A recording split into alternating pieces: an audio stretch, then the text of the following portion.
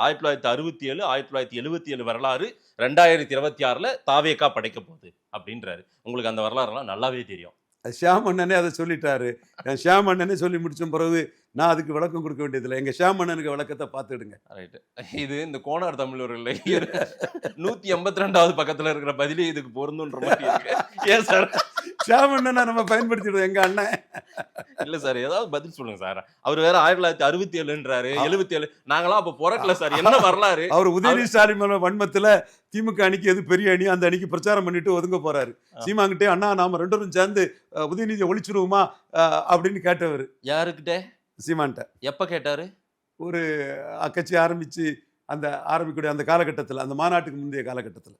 இது அப்படியே ஒளிபரப்பலாமா? தாராளமா ஒளிபரப்புங்க, தாராளமா ஒளிபரப்புங்க. நான் சில விஷயத்துல பைபிளை மட்டும் சத்தியம் பண்ணுன்னு இவரு ஜான் ஆரோக்கியசாமியை கேட்டிருக்கேன். நான் கரெக்டா தான் பேசுவேன். அதாவது அண்ணா நீங்களும் நானும் சேர்ந்து உதயநிதியை வீழ்த்திடலாம்னு சொன்னாராமா? கண்டிப்பா கண்டிப்பா. இப்படி எல்லாம் வியூகம் வகுத்திருக்காரு.